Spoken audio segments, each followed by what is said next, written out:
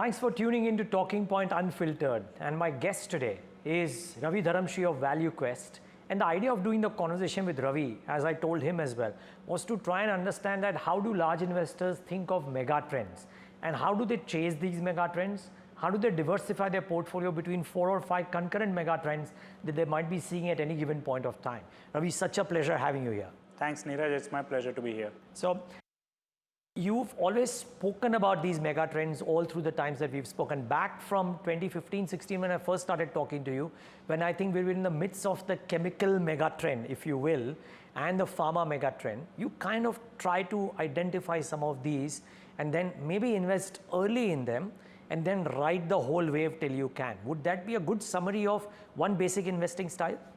So let me try and explain a bit with a little bit more nuance and a little bit more in detail. See, in any particular industry, there are phases, right? You have a tough phase, struggle phase, then you hit that inflection point, you have the great growth phase, and then you reach a kind of a plateau, then again you have a growth phase. Idea for us is to identify which that growth phase is. Everybody can name a lot of mega trends today, but even within a mega trend, you make money only when you are invested in that particular growth phase. And for that, you need to be very clear in your mind what stage that particular mega trend is. And there are markers that we keep track of, whether it is the technology curve, the cost curve, behavioral shifts, regulatory shifts, capital flow, talent flow.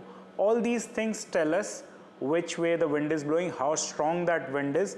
Is the mass adoption reached that kind of an inflection phase? Are we going to see a J-curve kind of a growth phase? If yes, then that is the phase in which the maximum value creation tends to happen. And that is what we want to capitalize on.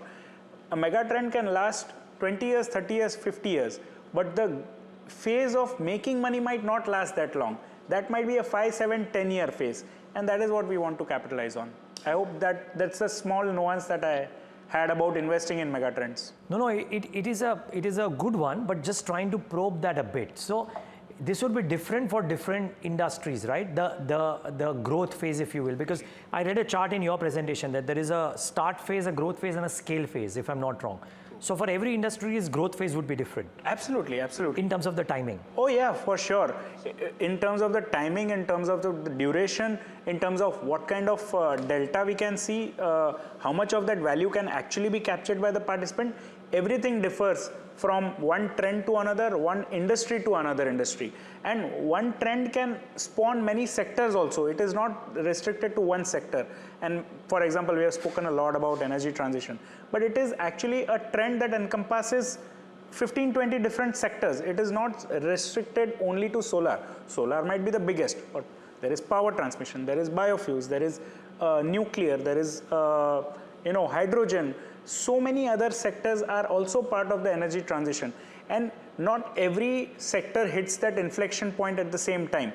Solar probably has hit that inflection point 3, 4, 5 years back. Nuclear is probably some time away in terms of hitting that inflection point. So you need to be able to identify that inflection point within a mega trend to be able to ride that extraordinary growth phase where the value creation tends to happen. What are the markers for this growth phase? I mean, are there common markers which people can take kind of? No, so let's go one by one. I already mentioned them, but let's say technology curve. So for example, lithium-ion battery technology has hit that inflection point 3, 4 years back, and it is expanding it is getting adopted very, very quickly. However, there is a competing technology called sodium-ion technology. Now, the problem with lithium is that lithium is short in supply, and we might not have it in our country. So then you might still end up being facing the same problems that you face with fossil fuels, that you're at the mercy of some other nations who will, whether they will supply or not, like it is happening in the case of rare earth elements right now. Now, sodium ion is freely available, but that technology has not reached that inflection point because the lithium ion by nature tends to be very dense. Sodium ion is not that dense. If it is not that dense, then you need more of the material to produce the same unit of power. And for that, that means maybe the size of the battery expands. So if that is the case, then the applications will be different. It might not be applicable in a transportation kind of a thing, but more stationary kind of application might be there for sodium ion. So where are we on the technology curve? Then where are we on the cost curve? It is not only about technology. Nuclear might be a mature technology, or solar, for example, is a 70-year-old technology, but it hit that cost inflection point few years back when China mass adopted it. And once China mass adopted it, the prices crashed.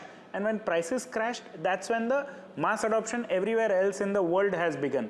So along with the technology, you need to hit that point in cost also. Then regulatory tailwinds need to be in favor. Governments need to be supporting that, no, we are going to adopt this particular technology and we are going to incentivize the user industry to deploy that. Then you need to see the money flowing in, that people deploying the money need to be able to see the IRRs. And if they can see IRR, that's when the money will flow into it. And that's how everybody will plan their capex and their capacities according to the opportunity.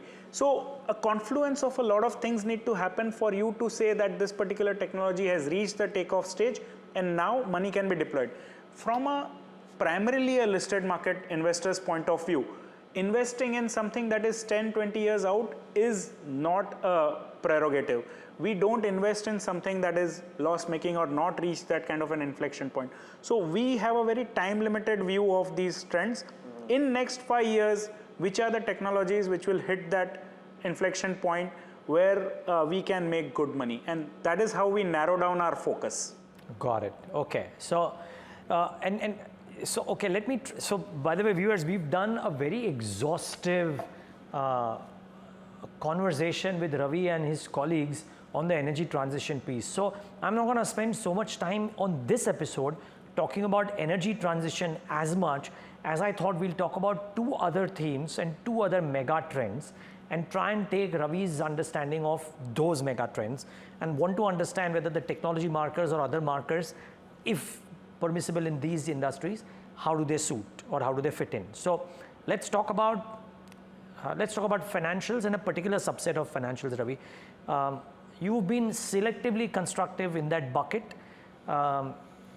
2025 has marked a new Reserve Bank of India and people are very constructive on NBFCs. But I remember a conversation with you wherein you spoke about how the non-lending financials and particularly the capital marketplace is a mega trend that people should have caught ideally early, but maybe right now, is it too late to latch onto it or is it still in the early cycles? So definitely we are not at the beginning of it, but at the same time I don't think we are at the end of it also. I think this particular trend has a long way to run and we will see a lot many more players emerging out of here, and case in point, my own firm, which is an AMC, right? We might see a lot of AMCs. We are witnessing one of the first private equity, pure play private equity player filing for DRHP, and they might get listed. Tomorrow there will be other alternate asset managers that will also get listed. And I think this is still the beginning of the trend. But let me dial back. What are the drivers of this trend? Number one, India is getting formalized. India used to have a huge informal economy. With the advent of GST, with the informal sources becoming less and less because we are going towards cashless, less cash economy, let me put it that way. So the avenues for the cash deployment are going down and down, and that means you have to go through the formal channels in terms of borrowing or lending or doing any kind of business transaction. So formalization is underway. Second trend is the financialization is underway. And when I say financialization, essentially India used to be a 35% savings economy. We have dropped to being a 25% savings. 25% of the GDP is what we save, but 25% is also a huge number when you put it in context with some of the developed nations. They barely save. So of that 25% bucket, large part of it used to go towards real estate, gold, nothing against that. But as you create more and more wealth, it's only so much real estate that you can handle and it's only so much gold that you can have. All these, the billionaires and the wealth family offices that have come up in the last 5 years, they are not incrementally going to buy more and more real estate or more and more of gold. So they naturally are gravitating more towards financial assets. Now it might be so that they might Some people might prefer alternate assets, some people might prefer mutual funds, some people might want to invest overseas, but that's fine. Incrementally the money is going more towards the financial assets. So one is the formalization, second is the financialization. So any financial product which is fee based will see a big tailwind over the course of the next 10-20 years. In some way, this is a moment you can compare with the 1980s in US, where in their what is it called, 401k. 401k. They were allowed to invest in equities, and that trend caught up, and it became bigger and bigger portion of the American public's portfolio. And I think it went from some less than 10% to more than 40-50% kind of a number in a 20-year time horizon. I think we are in year 4 or 5 of this. The way we have seen the money come into equities, and particularly in SIPs and mutual fund, is, I believe, a beginning of a trend. For a long period, since say 2008 till 2020, almost a 12-13 year period, we did not see that pie grow at all. Markets were more driven by foreign flows rather than by domestic flows. But because of allowing EPFO money, because of more money getting into the financial channels and into the market, now we have enough pools of capital domestically to be the main driver of this whole trend. And I think this is still the beginning. So any business that is in and around the capital markets, it could be bond markets for all you know, but in and around the capital markets should do well over a 10-20 year period. And of course, like any other industry, we will also have our cycles, and there will be consolidation also at some point of time. Right now it is all very fragmented because the numbers are large. More and more people. In fact, we are going to witness one of the largest top 3 players in the AMC industry getting listed. If this is the beginning of the trend and the player is still getting listed, I mean, I'm sure the trend is not over. But of course, it doesn't mean you will make money necessarily from the next 1-2 years perspective. You have to have a slightly larger perspective over there, is what I feel. The technology impacting this sector has had if you will, a contrasting impact, right? If it made sourcing capital into the funds for AMCs a lot easier, it made the broking fee for brokers a lot more difficult to earn. So in that sense, technology was different for different players. So within this white bucket, I heard you say that fee-based would be the winners. Can you elaborate? So the profit pools tend to shift, right? It's not a stagnant thing. And market share also tends to shift. So you are absolutely right. Even within the broking industry, it's not like the pie has not grown, but we have seen the birth of 2-3 large players, right?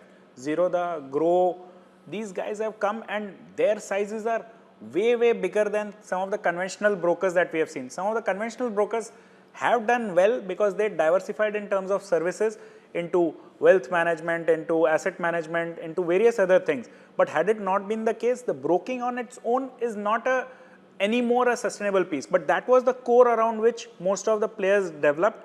That is now a commoditized piece, and in fact that cheese has already moved. The technology based, if you are offering only execution services, then the tech based no brokerage model are the ones that have taken away all the cheese in the last 5 years, and I think that will remain. So you will have to find out where your value proposition lies, and you will have to keep moving up the curve in terms of your offerings. You will diversify your product offering, diversify your geography, and maybe move from, if you can't compete with the technology guy, maybe make it more touch based, more relationship based, more those kind of business models will also exist. It's not like they are going to go out of business.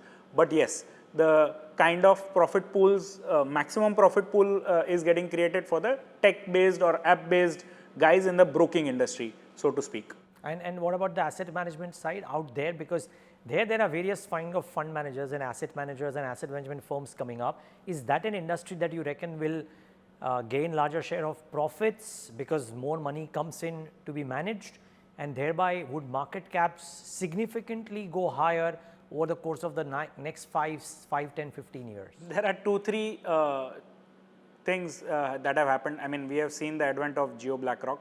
So that is going to be a seminal moment in the industry, because we are going to witness hyper competitiveness at the base of the pyramid of the thing, wherever very, very cost conscious assets are going to move, definitely gravitate towards the, we don't know what the offering is going to be exactly, but you can presume that it is going to be very, very cost competitive. Yes. And if that is the case, the bottom of the pyramid is going to be a challenge. So if you are a mid-sized guy who's looking at this, you might as well, of course, you have to first have the hygiene factor in terms of technology, but at the same time, increase your engagement levels with the clients, or expand your network enough so that you can sustain this onslaught. I think from one is the growth in the industry, second the competitiveness on the industry is also going to grow. So it is a bit of challenge. The yields will keep dropping, so you have to diversify your product basket, come up with other higher yielding products,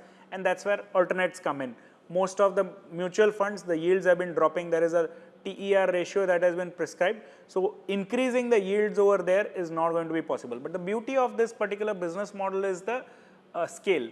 100 people can manage $100 billion for all you know.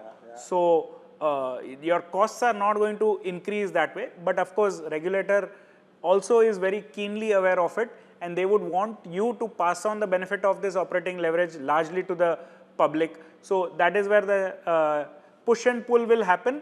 But everything said and done, it will still remain very, very profitable industry. So then, okay, last question. Between, maybe I'm asking you to choose one of the 4 children, if you will, but between brokers and the, let's say the tech-based brokers, or asset managers, mutual funds or niche asset managers, or wealth cum distribution players, right? What would you believe has the probability of the highest hyperscaling growth, etc., over the next 10 years? I would just add a couple of more categories to it.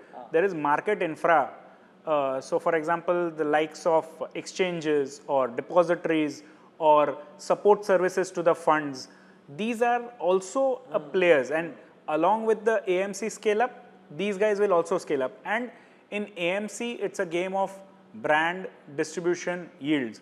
But over here, it's pretty much a duopoly industry, whether it is in the depository side or whether it is on the support to the AMC industry. So you have either A or B choice. So from that perspective, it's not only about the scale up in the profits, but it's also about how many people are going to share that. If the scale up is very high and it is going to be shared amongst 20 people, then might not be necessarily be the best industry structure.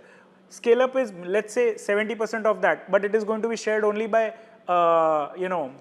2 people. Then that profit pie might actually expand more. So on top of the fact that which pie is going to grow fast, which is the best industry structure where maximum value creation can happen, is another layer that I would add to it. So I mean, again, I won't choose between the players, but I do believe number 1 players is exchange, because exchange to that, of course, and we have seen a lot of it pan out in the last 3-4 years, the kind of value creation that has happened.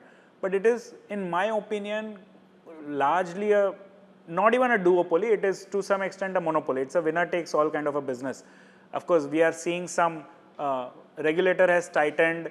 There are some players which are at the receiving end. So that might lead to a little bit of slowdown in the near term. But it is a business that is very, very hard to disrupt. And the kind of growth rates our country has to offer, no other country in the world has to offer on the equity, because we are still barely 7-8% penetrated in terms of the number of people who are investing in equities. So there is a long runway available. Exchanges will do well. Market infra companies will do well. And within the other 3 that you mentioned, I think AMC is a far more stable business.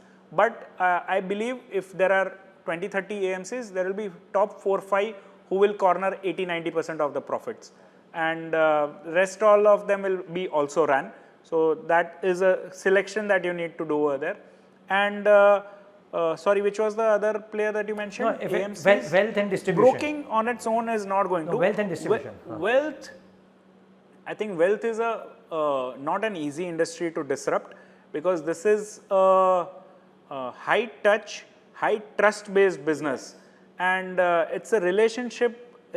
Relationship cannot be replaced so easily. Technology cannot replace relationship.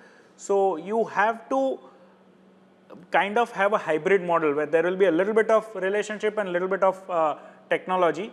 And I do believe that, but it is also a model which is not so, where a lot of operating leverage is not easy, because the power of center over there is the relationship manager.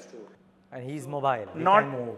platform has some power, but relationship manager also has some power. And if the relationship manager is moving from platform A to platform B, that is where the challenge lies in that particular business. So, but there are strong tailwinds at this point of time in the business. Got it. So, well, so I take it from this answer that I don't need to ask Ravi about where in the cycle we are, because there is still a long way to go here. I want to move to the other thing so that we can finish that other mega trend within the time space. And you know, within this large healthcare and pharma bucket, the one which has suddenly caught everybody's imagination is CDMO. And I call it suddenly because for the longest time, Indian CDMO was probably in the built out stage, maybe my presumption, but I would love to know from you. And now suddenly the market feels that, okay, are they ready to start delivering? It's showing in the way the prices are moving as well. But tell us a bit about why do you like CDMO, GLP, etc. within healthcare? So this CDMO is actually a relatively new term. It's probably last 4 or 5 years that CDMO has come up. I remember way back in 2002, I started off as a pharma analyst working for Rare, and at that point of time, the term we used was CRAMS, Contract Research and Manufacturing Services. Essentially, everybody knows that developing a drug is a very tedious, time-consuming, and a very expensive exercise. It takes 8 to 10 years to develop a drug, and it costs anywhere from $600 million to $1.5 billion in terms of a drug to be discovered. And if that is the case, if you can find a partner who can bring your costs down, crunch your timeline, it can come in very, very handy. So the entire pharma value chain has developed in a way that these partners are available, and primarily they are available in countries like India, China, Israel, because that's where most of the scientific talent is available, which is cheap. Only thing that was probably missing, especially in India, was the regulatory tailwind, because we are always scared of subjecting humans to a trial on trial, and there is a possibly a political fallout that can happen out of that. So the political will is not there to allow that clinical trials. But China, on the other hand, has no such consideration. They allow clinical trials, and we have seen what fantastic transformation has happened in Chinese market over the course of last 10-15 years, where they have gone from being commodity players in the place doing only key starting raw materials and intermediates to now actually discovering new drugs. Did you know there are 160 drugs in the pipeline in anti-obesity in China alone? Forget the US, I'm sure there are other drugs in pipeline in US also. So of course this industry has become so big. GLP-1, the first drug, semaglutide, which is Wegovy, got approved in 2021, and we are in year 2025, and it has become a $25 billion industry. Wegovy plus Mounjaro combined, and of course with the diabetic indications, it's a $25 billion industry in a 4-year time frame. And that $25 billion is slated to go to $100 billion by the turn of the decade. Now, everybody estimated the kind of demand that can come out of this. So nobody is prepared with the capacity, nobody is prepared. And now suddenly there is a huge pipeline developing of in China, in US, of potentially competing product in the obesity. Now such a large pie, everybody wants a piece of that pie. But coming back to the CDMO question, so what has happened over the course of last 20 years is that the innovator companies have developed that level of comfort with some specific companies in the country. It's not that India specific thing, it is more that particular player. If a company's culture has developed or around cutting corners and doing more for Indian markets, they will find it very difficult to adapt to the innovators' requirements, sticking to the FDA, sticking to very high cost structures, because this is a very, very long gestation game. You need to invest for 5, 7, 10 years before you see the light of the day in terms of first contract. Now, the thing is, there are some few small and mid-sized companies that have gone through that phase of journey and are now reaching that stage where we are seeing some monetization of some of those molecules. In fact, I was very pleasantly surprised with the R&D deal that we saw in the pharma space 2 days back.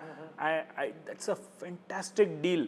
I don't think we have seen anything like that. And in fact, to the credit of this particular company, they have done something similar way back in 2004 as well, where they were the first one to out-license an R&D product. Now, this is actually the beginning of, this is another game-changing event in this sector. This will go a long way in telling the world that India also possesses scientific talent and they can do basic research, which we have not been doing till now. So it's just the fact that we have got more tightly integrated into the pharma value chain. The innovators have developed comfort with some of the players and they are willing to give, we have moved from giving pilot based projects to maybe even commercial level kind of projects, and that is what is leading to this entire CDMO trend. And more companies are going to see monetization of such kind of deals over the course of next 3, 4, 5 years. And they are still very small in absolute size and terms. So that's what the excitement is all about. So you reckon some of the, so let's say, I mean, if I look at CDMO companies or CDMO CRO as people like to call it, right? And if there is something else, then please enlighten us. But those market caps between, let's say, 15,000 to 50,000 crores, give or take, right? You think this is still the start of this trend? And can some of the good players, depending on how well they do, become multiple times their size currently? So let me just put things in context for you. Yeah. The kind of profit pools that are available, that we are going to address is just, US pharma market is $1 trillion, out of which there is a potential that one particular category of drugs can become $100 billion by the turn of the century. I'm taking only one example of GLP-1, glucagon-like peptide, essentially anti-obesity drugs. Now, out of that $100 billion, there will be a rest of the world market as well.